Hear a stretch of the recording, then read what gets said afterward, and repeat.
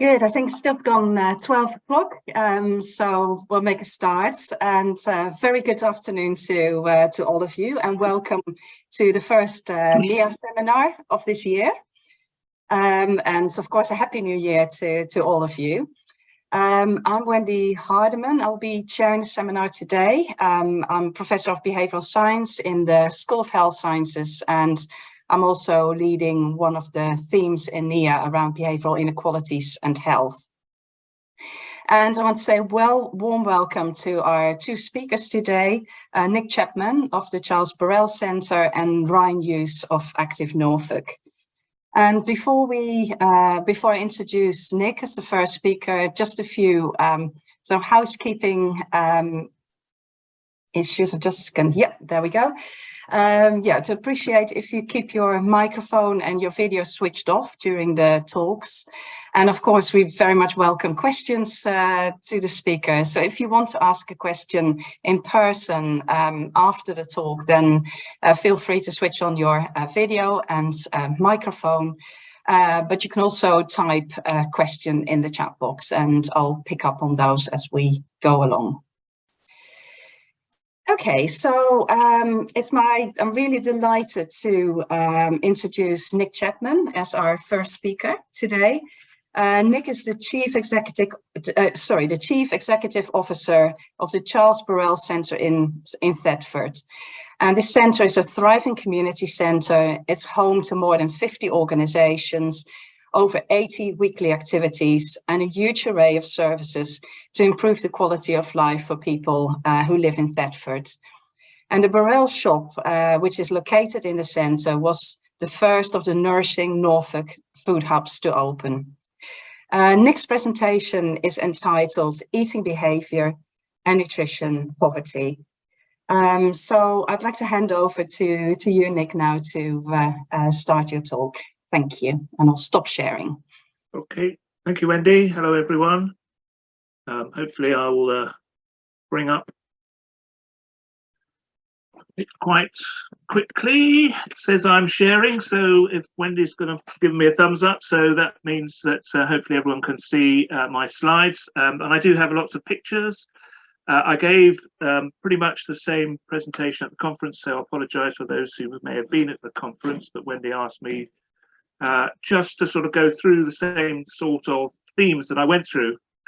As she said, the Charles Burrell Centre is in Thetford. It's the west end of Thetford, and it's in one of the most deprived wards in the county, and indeed across the whole country. And life expectancy in this part of Thetford is 10 years less than it is in the other side of Thetford. And a lot of that is down to nutritional poverty, as opposed to just plain poverty. And a lot of those who die early have health issues derived from poor diets. And so consequently, and that's what I'm going to talk about, is we moved away during the pandemic from delivering brown boxes full of food to those in need to having a more nuanced and targeted approach in terms of introducing people to different ways of eating and to different food types. And I'm going to explain in hopefully a positive way some of the things that we're doing. Not everything works, and that's part and parcel of what I talk about, is that if we don't try something, it won't work until we've tried it. And that's part and parcel of why there's such a diverse array of things that we have been trying. I'm just now going to just show you an aerial shot of the centre. And those who know Thetford, this was the old high school, and we leased it from Norfolk County Council, and we essentially leased the whole of the site. And that's an important part of the approach we take, in that we take a holistic approach for those that come and use the centre. We encourage people to come in. We don't want to, and we don't use the word, for instance, like charity. We talk about support, but it mixes in with all the other activities that go on here, which we're not going to talk about. But here's just a slide to show some of them. A lot of them are people focused, as you can see, whether it be football or Cooksall or personal training. And centre stage at the bottom there have just become UK champions, so they represent England next year in the European Championships. But it allows those 55 tenants that we have to thrive, and then on top of that we have a whole range of sessional hirers, which include those from adult learning services, child service, probation agency, and so on and so forth. At the centre of it, there is a college,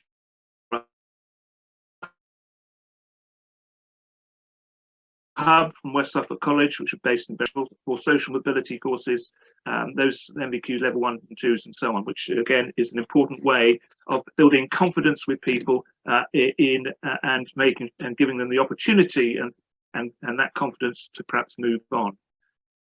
So turning really to the segment that I've been asked to talk about and which I'm passionate about, and I know many of you will be at the same time.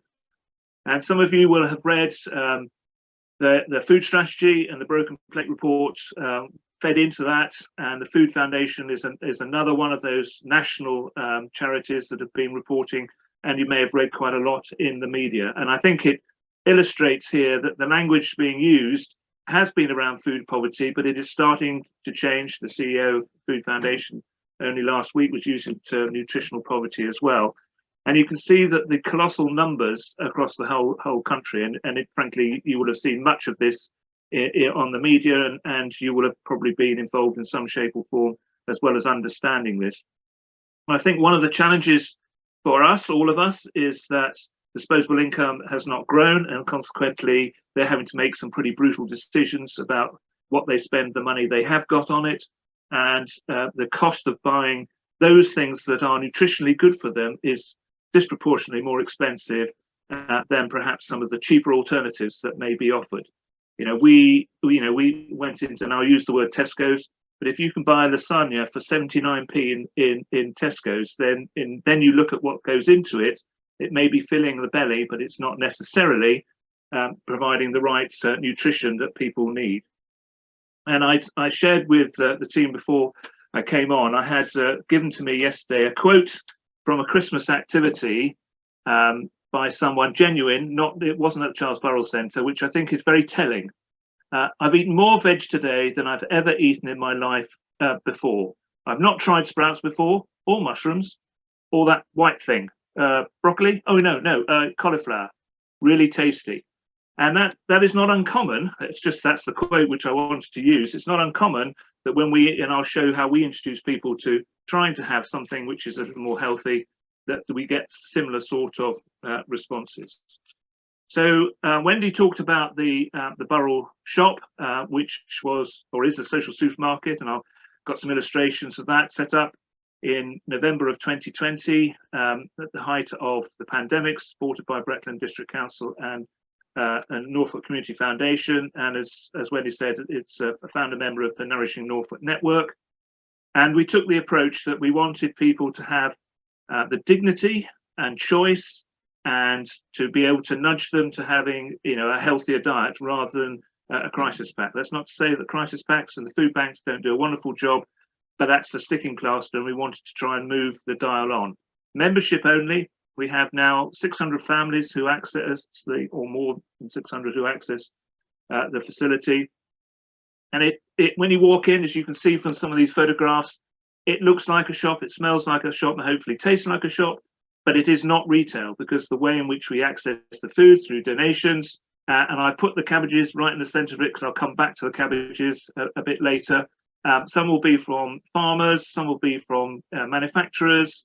Just before I came on air, the guys have gone to pick up 168 family-sized packs of fresh chicken breasts from Banham Poultry, which are all donated, and we're able to then either give them away free or for a small donation to make sure that we can buy more food in where we can't get it for free. And of course, as you can see, the displays of fresh veg or fresh fruit is hugely important in the way in which we lay out what we offer to people. So it does look like a small corner shop, but it's only done in points, not in money, and everything is discounted probably 40–60% to an Aldi price, with some exceptions of stuff that we can't get any cheaper.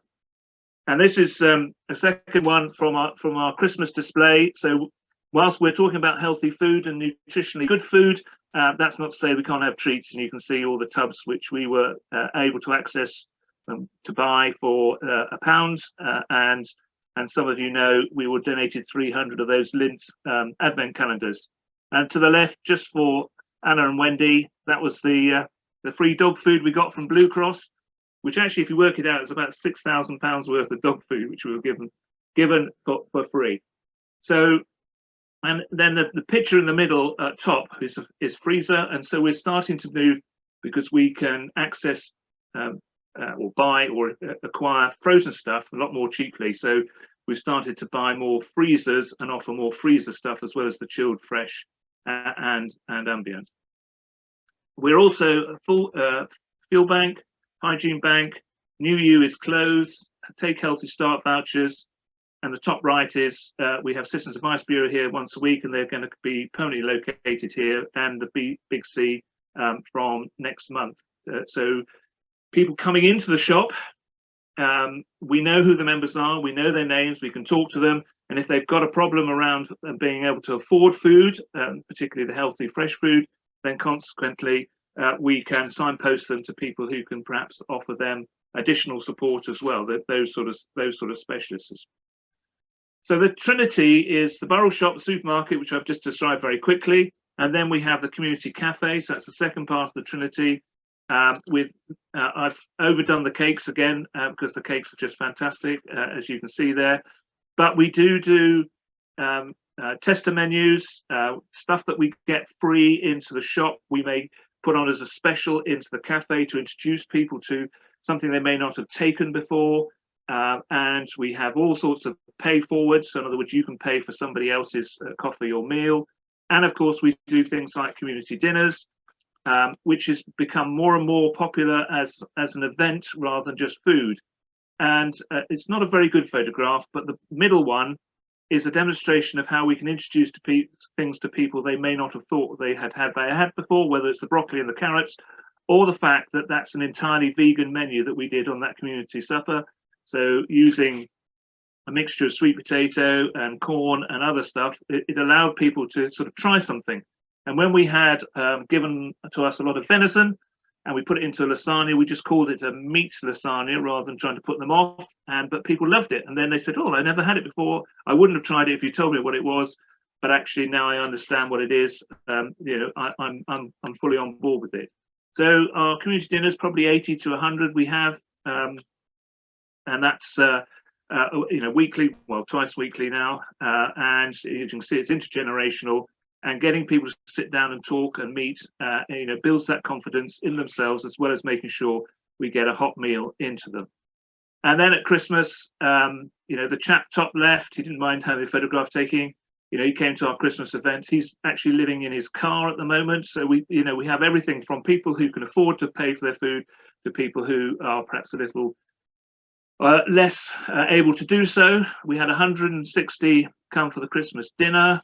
I put the picture of the sprouts because my responsibility was peeling all those sprouts. So I wasn't going to let anyone else just have a look at those sprouts, but we were able to obviously give some presents to the kids and activities. And on bottom right, there was a mini hamper, which we were able to hand out along with, which I haven't pictured, Span and Poultry donated fresh chickens, whole chickens, and we provided some vegetables to go with those as well, so they could take that home.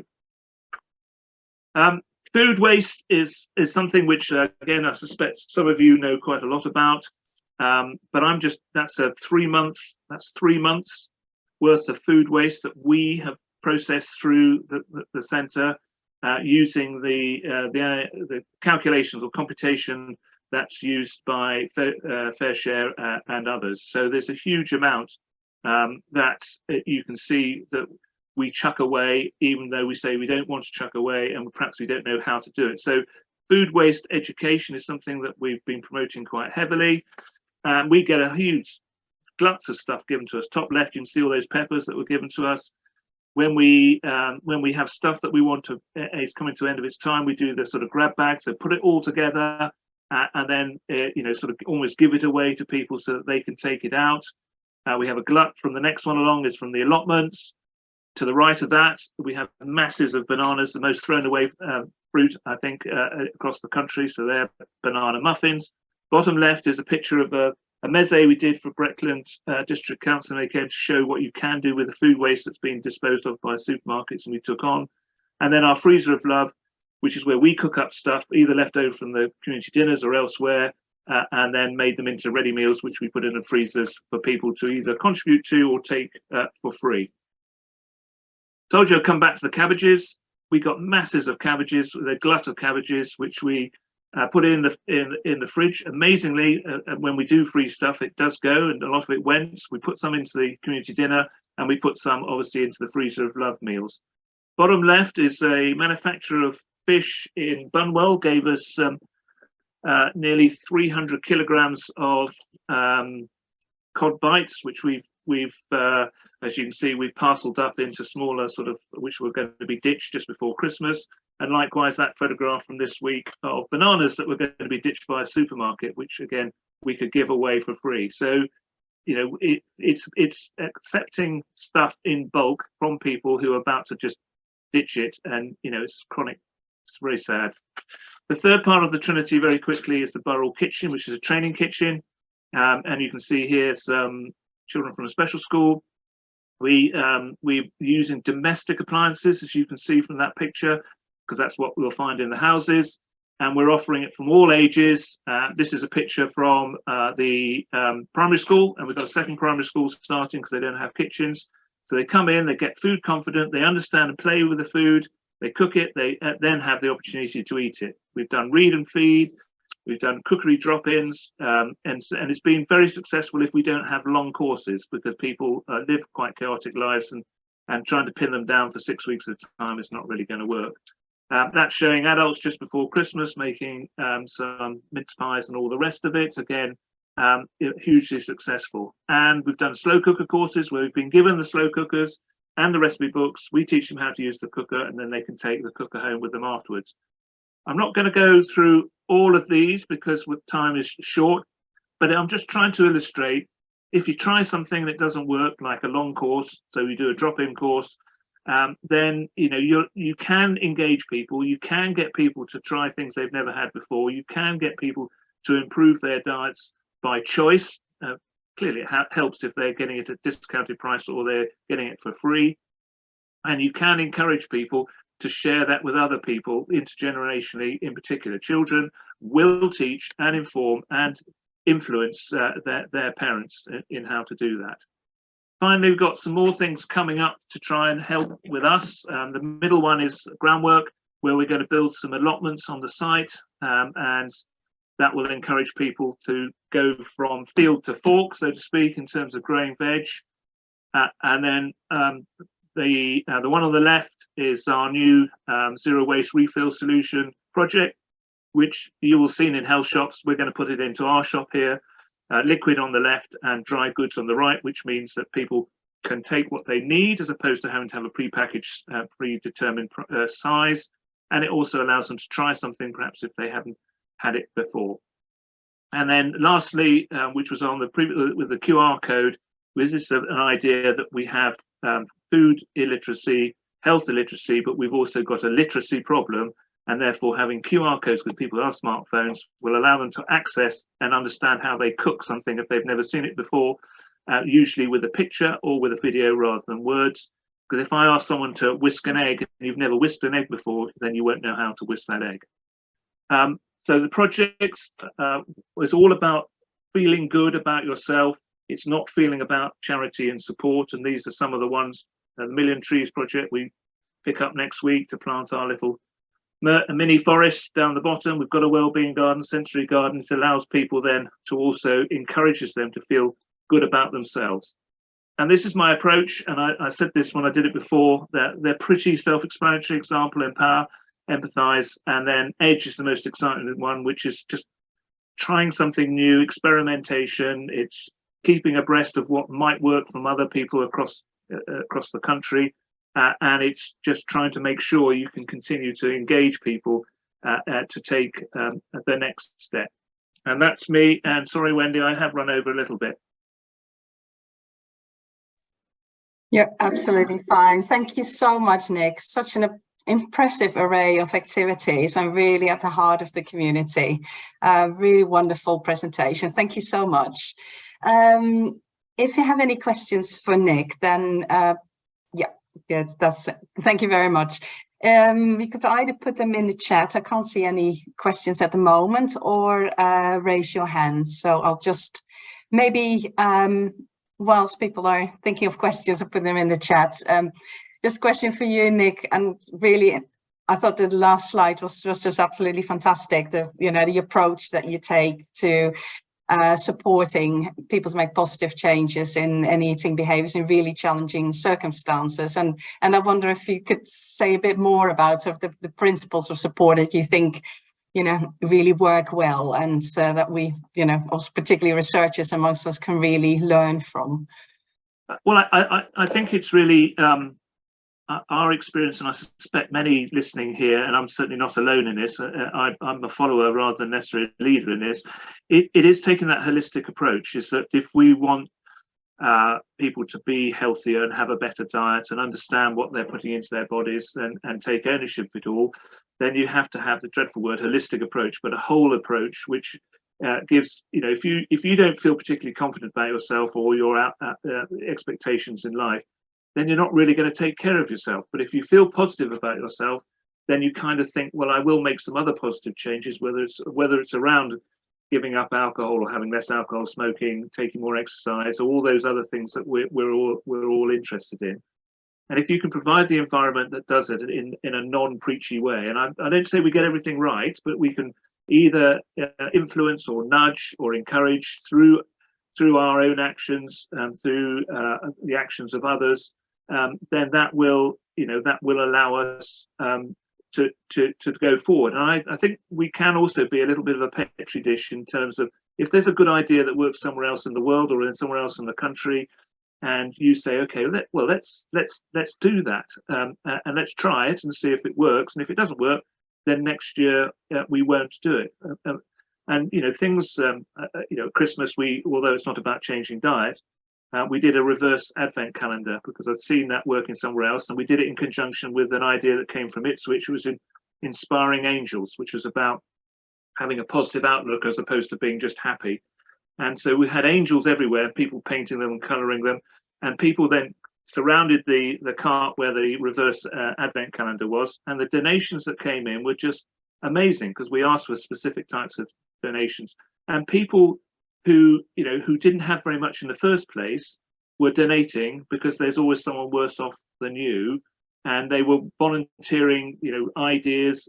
It was just a wonderful way in which you got the community to take ownership of itself and help itself rather than waiting for someone else to come down and do it for you. And I'm and some of that is maybe just motherhood and apple pie, I suppose, in what I'm saying. But I was interested at in Christmas in a number of it was in the New Scientist magazine Christmas issue. They had a large article about the linkage between foodstuffs and good mental health, and I was sitting there thinking, and I think I got it from one of these sort of meetings here. This is kind of, it was like in the New Scientist as though this was new, where actually it clearly isn't new. The medical world have known the physical interaction of some elements of in nutrition with foodstuffs and mental well-being or health, and I think that's just fantastic, because it means that, well, okay, well, that means that we're thinking with everyone else in academia or in medicine or wherever it happens to be, and we're able to play our role in it, which is a positive role as opposed to a damaging role. Because there's the danger of amateurs like us is we charge off in a direction which is actually more unhelpful than helpful. Great, thank you very much, Nik, for your really insightful reflections. I saw a few fantastic positive feedback in the chat.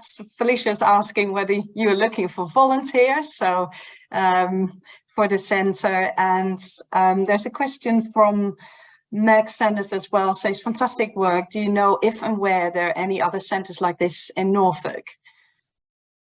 Well, the Nourishing Norfolk Network, which is run by Norfolk Community Foundation. We, as I said, we were their sort of guinea pig.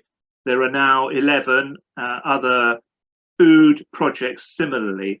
In terms of centres like this, Andrew Proctor, who's the leader of Norfolk County Council, had a cabinet meeting here because they're looking at doing something similar, i.e. having this sort of uniting the business, learning and community on a single site, like a school site in Dereham, Swaffham, and I think one other area. So I'm not saying there aren't others around the country, but there aren't many which are using the model that we've got at the moment, which I have to say, it's not my design. I'm on the shoulders of giants in this, so it's, you know, the credit goes elsewhere for someone coming up with this sort of model. But having that interest, I think we may well see a couple others appear in the next year or so, in part because, you know, organisations like us can make £1 worth £4. And if you have the confidence and trust of the people, and you have the confidence and trust of the council, then actually you become a bridge which allows funds to flow into, and they have confidence because they've done due diligence on you, that you're going to then do a lot more good with a lot less bureaucracy, and you take the risk in doing that. But you know, it's a positive, healthy relationship, not I don't mean that in a bad way. Great, thank you, Nick. Are there any other questions?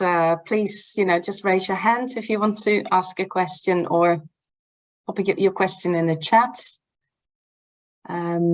There's another question from Meg that I can ask in the meantime. She is asking whether you work with any healthcare professionals at all, like dietitians, as an example. We will be, won't we, with our project? Yeah. But the answer is in many ways, part of my motivation to contribute to the work of NIHA is to have access to nutritionists and dietitians, be able to do that. So the answer is no, but we do actually have a lot of people from from health who do use the centre for a whole range of things, from the NHS MOT through to diabetes clinics. They come and use the centre, but that's, you know, largely for a prescribed group as opposed to how we influence the wider sort of community population. Great, thanks. Anna, you've got a question. Over to you. Thanks, Wendy, and thanks, Nick, for your fantastic presentation. It's been a huge privilege working with you in the last year. I know you mentioned increase in demand with the cost of living crisis, sorry, but I just wondered if you'd noticed any changes in particular behaviours or additional needs in certain areas. Yes, lots, and I think just before Christmas, one of the chief executives from the supermarkets also made the same point, but although we saw it a lot earlier. So with people who have less disposable income, are less willing to take a risk with something that's unfamiliar, and even if they become familiar with it, they still will not take a risk because their partner or their children may not, and then it's a waste of money and a waste of food. Supermarkets definitely are seeing, we end less, but definitely seeing people obviously going for the yellow sticker corners, and they're buying more randomly, that which is cheap rather than necessarily building a meal. And that makes it quite difficult for supermarkets to work out what they're actually going to put on the shelves, because they can't see a pattern as they have done before. We're definitely seeing shoppers who will do shop daily as opposed to weekly. We'll see shoppers that will walk and they'll go from one supermarket to another supermarket to compare prices. Very boringly, I know quite a lot of the differences between when I access the food, what those prices are. So they're very conscious of that, and that's why we have, in terms of demand, we always had people who were in crisis. We focus broadly on those people who are on the cliff edge of crisis. It's better to prevent them falling into crisis than not. And if we can access someone and engage them with a specialist, or we can help them to prevent them falling off the cliff, that is the best way. And then we're seeing a new cohort who are those who previously have probably donated to food banks and other organisations, but they are asset rich and cash poor because mortgages have gone up and so on and so forth. And they're probably the least resilient and the most emotional at the moment, but we're having quite a lot of those come in to see us at the moment. Clearly, in terms of eating patterns, that's why we do quite a lot with food and community dinners. People are skipping meals. Clearly, this part of Thetford and other parts of Norfolk, we have high PIP as well. So 75% is free school meals, but they don't have a kitchen in the local primary school, so it's bussed in. So it's the quality of the food they're accessing cannot be good. It's going to always be limited by the funding as well that people like Norse and others have. And we know that clearly parents or adults are skipping meals in order to allow their children to have food. So, has it grown? Yes, it has, but the problem's been here for some time. There's always the haves and have-nots, but the problem's been grown. It was masked by the pandemic to a degree.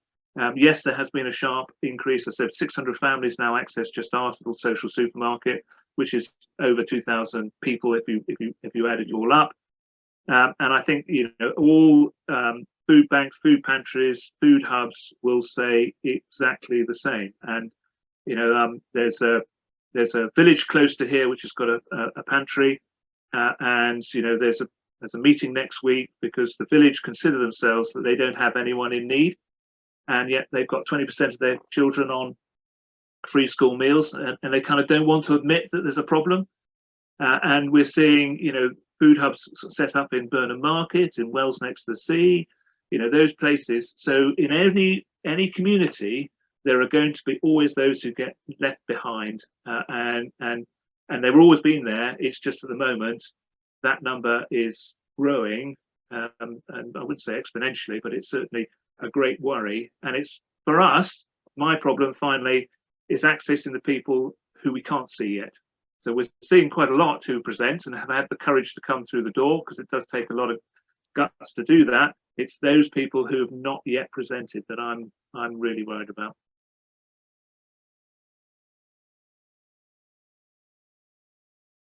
Thank you so much, Nick. Yeah, these are really challenging times, but it's really, the work you're doing and your whole team in the centre is really, really inspiring.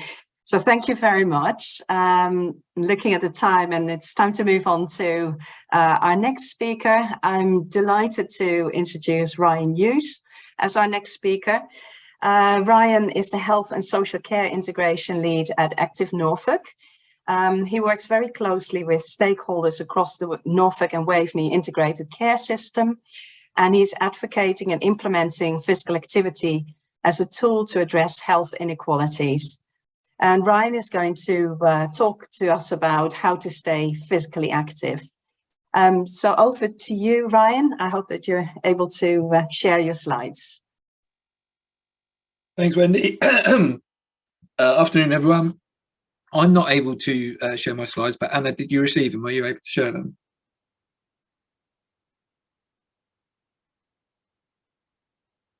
Oh, can you hear me? Great. Yeah, Thank you. So, hopefully this will work. Yeah. So apologies, everyone. As you probably are seeing, I've got a few technological gremlins today that hit just before. So fortunately, I'm unable to share my video either, so you can't see me, which is probably a blessing, but hopefully we'll make this work. So yeah, Ryan Hughes from Active Norfolk. So my kind of interest in business is all around physical activity and movement and how that can support a healthy population, and also how it can support in regards to people's quality of life as well. So if we're able just to move on to the next slide, please. So just to set a bit of scene, the reason of why this is an important subject and why we talk about it is to kind of look at how people progress through life, and how physical conditioning can support in regards to how a person progresses through life. So this graphic here kind of shows where people find themselves as they kind of age through life and how lifestyle can impact upon that. So not just physical activity, although this graphic is about conditioning, but it is a whole lifestyle kind of approach that we try to adopt. So the line that you can see, the horizontal line in the middle there that you can see across the graph is a benchmark measure around people's ability to get to the toilet, which is becoming an increasing benchmark in regards to people's level to need to access support, care, but also quality of life.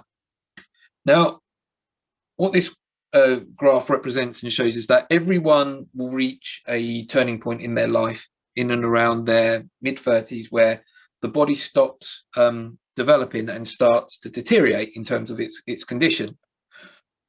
That is inevitable for all of us, and it's just part of aging. That is what aging is. But how we age is in our control. And what you can see represented by this graph as in front of you is that the rate at which we age is affected by our lifestyle and reflected by our conditioning. So essentially, depending on how we look after ourselves and our lifestyle, we are more likely to reach the point of quality of life measure of being able to get to the toilet in time a lot sooner than if we are naturally allowed to regress at the best possible rate that we can give for ourselves. The positives within this as well is that it's not a fixed deterioration. So if your lifestyle has been poor and you've deteriorated to a certain point, it doesn't mean that you can't improve. So actually changing with our mind focused on physical activity, changing your physical activity lifestyle at any point in your life can improve your ability to experience the quality of your life that you have remaining, and also your conditioning and health as you go. So it doesn't matter if you're 40, 50, 60, 70, or even in your 80s, you can change the trajectory and increase the positivity within your conditioning. Next slide, please. So just to further illustrate the point as well, this is just some of the evidence and insight out there that shows what physical activity can do in regards to its link to long-term conditions.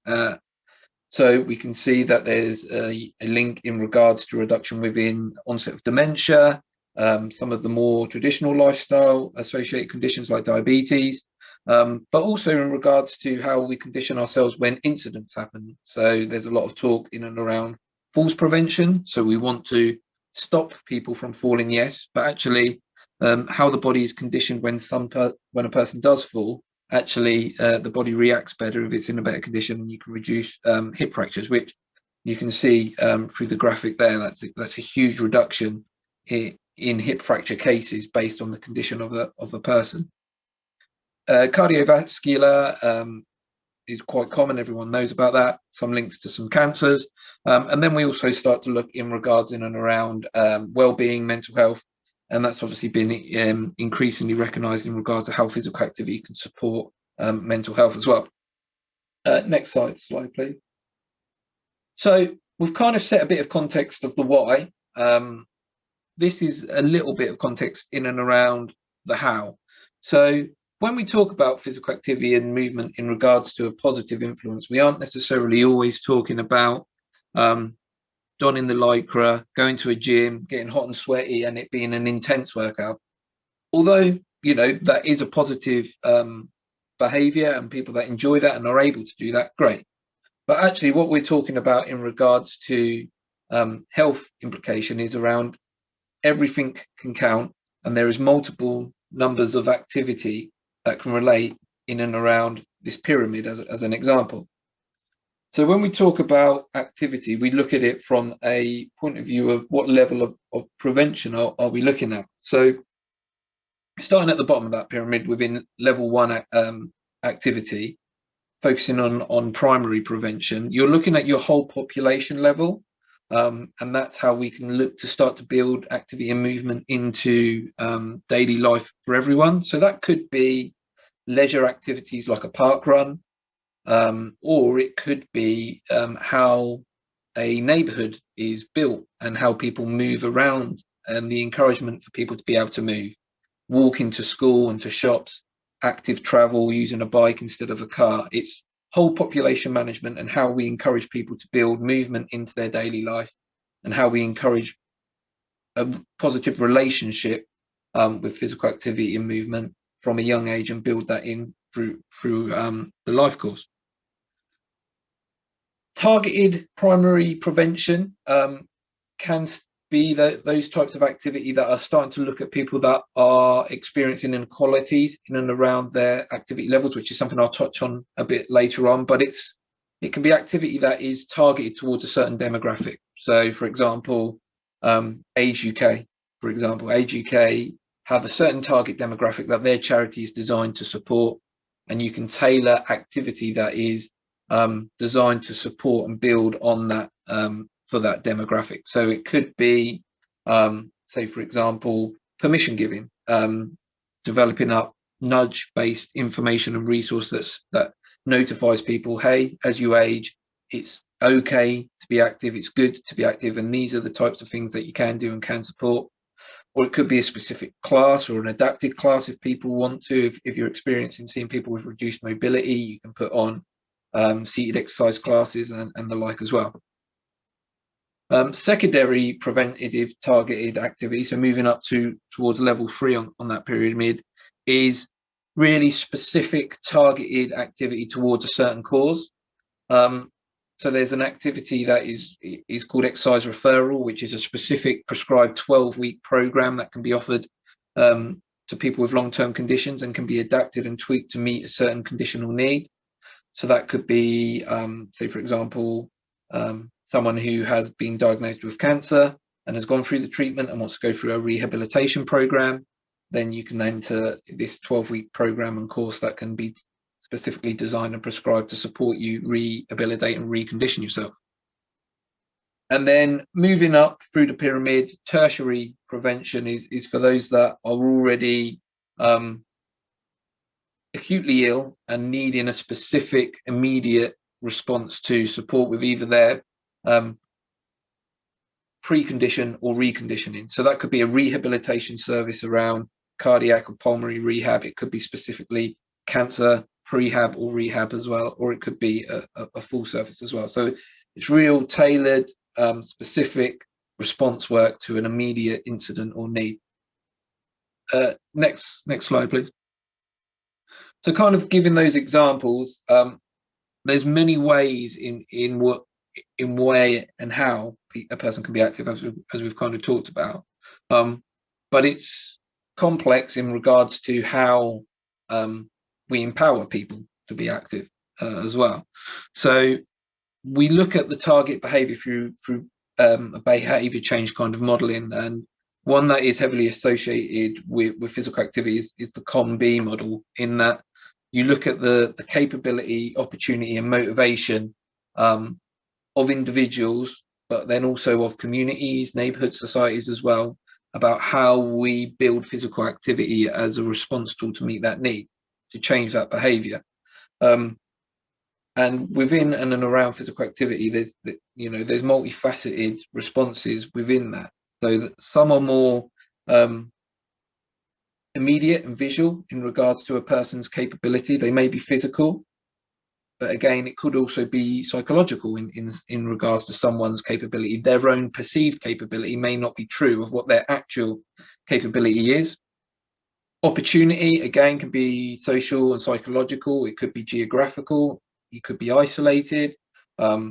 It could be that you are living in a neighborhood where you don't feel supported to access the resource close to you. You don't feel like the facilities are for your community or for you. It might be that you are feeling that some of the kind of antisocial behavior that might happen and in and around your area doesn't empower you to go out for a walk, for example. Motivation as well can be quite obvious in regards to a person's own self-motivation in regards to what they feel they want to do in order to be able to go and be active, and we can target certain points of the year where that is more the case. So if you look at New Year's resolutions, it's a point of influence to put on someone's own reflective motivation. But then you can look at some of the unseen automatic based kind of motivations as well, that some of the hidden motivations within people around being able to be active as well. So priorities, if you're living within fuel poverty, say for example, and that is occupying your mind is your sole purpose of trying to live your life, how motivated are you going to be able to build physical activity into your life as well, and where does that motivation lie? So it's quite complex in regards to how we look around physical activity and influencing that behavior. But of course, this is true of any healthy lifestyle approach, and will be true of some of the stuff that Nik's talked about in regards to diet, but then also alcohol use, smoking, and all of these kind of things as well. So it's all ingrained and it's all entwined. And realistically, if we're going to influence some of these behaviors and increase a healthy population, then we need to intertwine all of these multi-behavior change approaches together. Next slide, please. So to just kind of highlight the point, I've kind of talked a little bit around the why, a little bit around the how in very general terms, but this now is just to kind of highlight where we see the need and where we see the problem. So there's no doubt that inequalities is quite dominant within our society generally, and that in tune affects into physical activity as well, and your ability to be able to be active. So this slide here shows where we see the gap and the capability for people to be able to build physical activity into their lives. And some of the reasons around that we're still learning, but some are quite clear and quite evident as well. So there is still a gender gap in how people are able to be physically active. We see it be easier for men to maintain physical activity through their life as opposed to females. There is a socio-economic influence upon your ability to be able to remain active as well. Age, we see a decrease as we age in our activity levels. But what is quite interesting around that as well is the steep drop-off that you see in and around the mid-70s, and how we can support that age group to change maybe how they are active. It might be that they're not able or feel able to be as active as they was in the past in what they did, but we can transform what type of activity they're able to do. So how are we able to support that? Similarly with disability and long-term health conditions as well. And we also see a difference in ethnicity in the ability to be able to be active as well.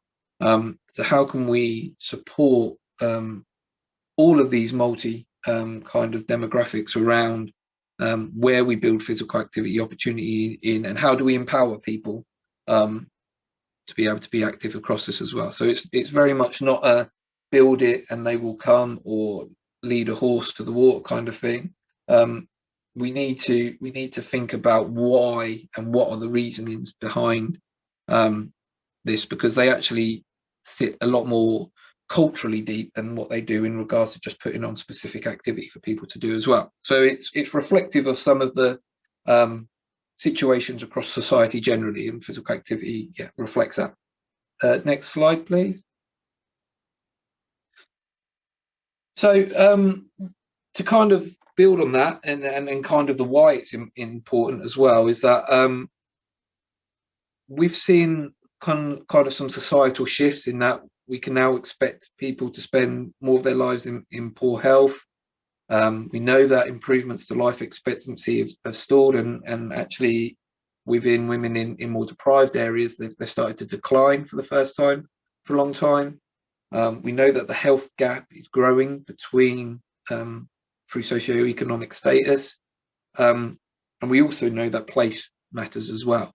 So living in more deprived areas in the northeast is worse for your health than living in a similarly deprived area in London, for example. So what that tells us is that we're talking and looking at quite big societal, cultural issues here, but we can look at Norfolk as a place, as a demographic, and try to make some changes around how we support the people of Norfolk. So next slide, please. So this is some of the kind of overview of where we sit in Norfolk at the minute. So we know that we have over a quarter of our population inactive. We know we have a rural and urban split across the county as well. Hospital admissions are high. We have relatively large population living in more deprived areas in England, classified. You know, that's nearly an eighth of our population in Norfolk that are living in more deprived areas. So we know that that's going to have implications upon lifestyle. 2/3 of our adults are overweight, etc., etc. So we can start to see a picture that's painting in and around some of the dynamics of Norfolk and where some of the overlaid issues within Norfolk sit as well. Next slide, please.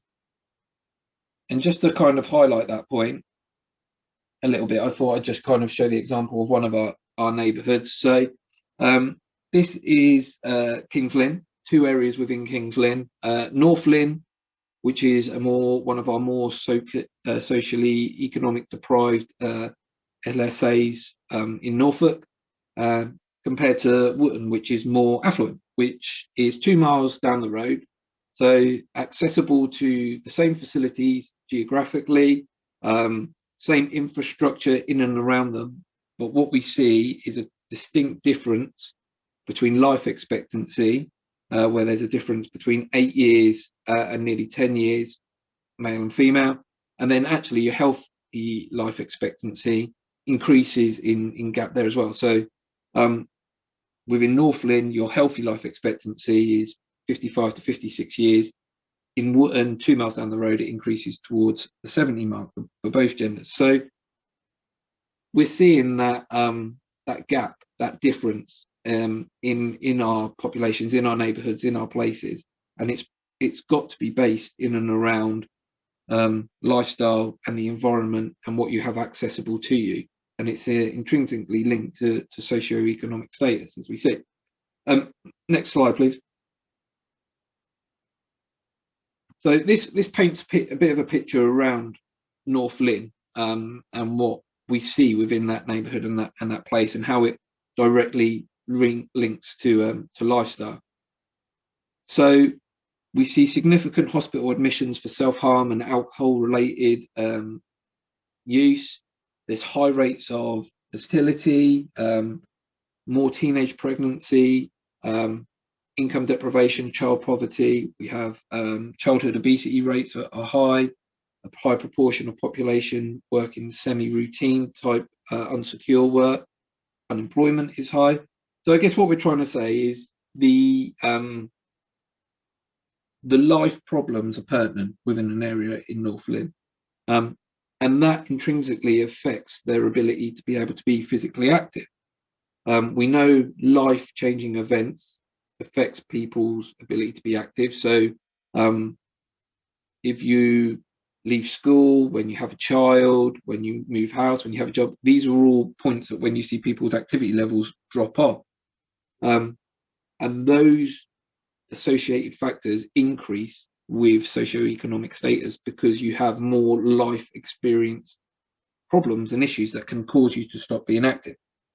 Next slide, please. So what is our ethos in and around this is looking at how we as an organisation best address these inequalities in and around physical activity, and its approach of reforming an approach, really. I think historically we looked at an inequality approach, try and do as much as we can for everyone, support all of the people that we can, and that switched to a more equitable approach in that everyone needs something, and that acceptance of everyone needing something, some universal support is definitely needed, but some people need more, and how we put and redirect our resource, our thinking and our capacity into inequalities there, it is key to our approach in regards to how we think we can support people to be more active, but then also how that can support wider population health management in regards to supporting people to live more healthily, have a better quality of life, and essentially live longer as well. Cheers. Next slide, please. So how can we look to do this as well? And some of this I've already kind of talked about within my talk, but we look at system, places and neighbourhoods. So there is a need for a system change. We as Active Norfolk can't do that by ourselves. We need to look to relevant systems and partners and stakeholders at where physical activity is relevant and where that can be built in. That can be in the community, that can be on the ground, it can be very operational, but it can also mean that we need to look at strategic system change and work as well. So looking at your NHS services, your adult social care services, and how they build physical activity into their wider support.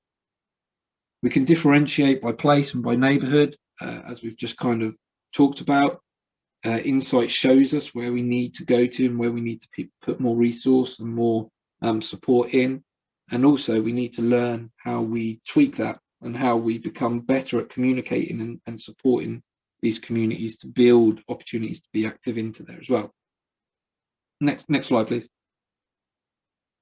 So one of the key kind of partners for us to do that is the integrated care system. They are essentially a building block of all of the relevant partners that might be able to contribute towards population health and health and social care services. Next slide, please. And these are the priorities that they have, which are multidimensional, and some of the areas of where we think we can build physical activity into support.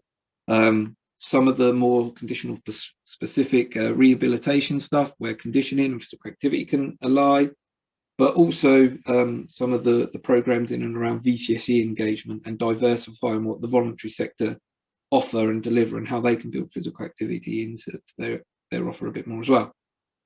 Next slide, please. And this is specifically the areas that we want to focus on in regards to how we think we can develop up a whole population approach around physical activity.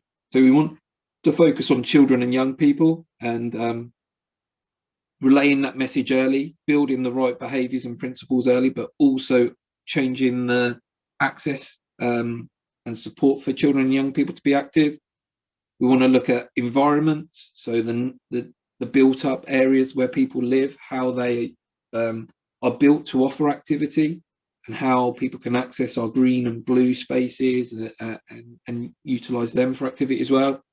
Health and wellbeing services, as I've talked about, in and around adult social care and health, and how we can best build activity in there as well. And communities, strengthening communities to be able to lead themselves in order of what they do and how they build activity in. We aren't going to be able to address the problem by doing for. We need to empower people to be able to do for themselves, and that's very much our approach in and around these 4 areas. Next slide, please. So these are just a couple of examples that I've got to finish off, which I'll go through really quickly, that show how we're trying to locally and nationally change the concept.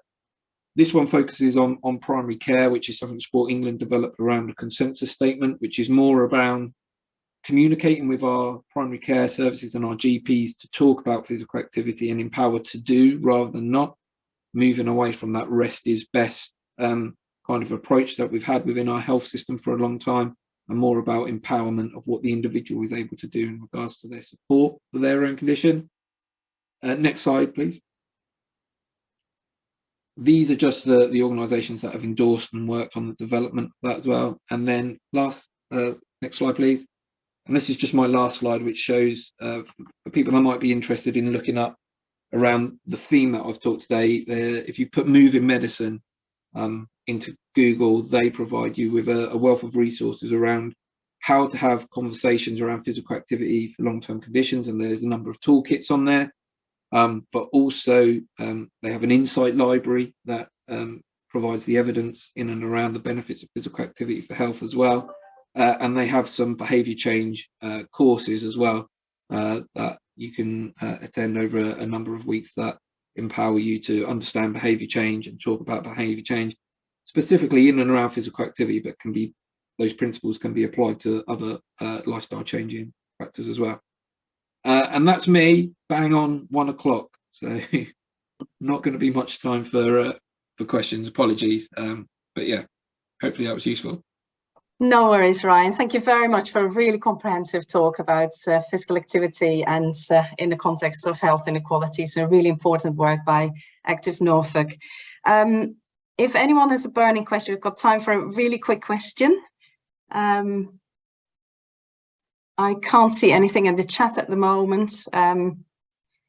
Trace says, thank you, Ryan. Very interesting. So I think given time, it's just gone 1 o'clock. We'll leave it here as regards to questioning and the questions. So if anyone's got questions for Ryan, I'm sure he wouldn't mind to be contacted by email. So just to finish off, just want to announce, sort of to mention this next NIHA seminar next month on the 3rd of February. Our speaker is Lina Valila, and she will be talking about Latin fingers, a randomized controlled trial for the prevention of cognitive deterioration and dementia. So I hope that you'll be able to join us again next month. And finally, if you have any further comments, suggestions or questions, please feel free to contact us, the director of NIHA, Marie Menehane, or our general email address. And you can find us on Twitter and the web as well. So I think we'll need to close given time. And I just want to thank both Nik and Ryan for really wonderful, inspiring presentations. Really wonderful, important and inspiring work that you're doing to address inequalities in health behaviours at the community level. And I want to thank all of you for joining today and for your questions and contributions. So I hope to see you again next month, and I'll say goodbye and hope you'll join again. Have a good day. Bye.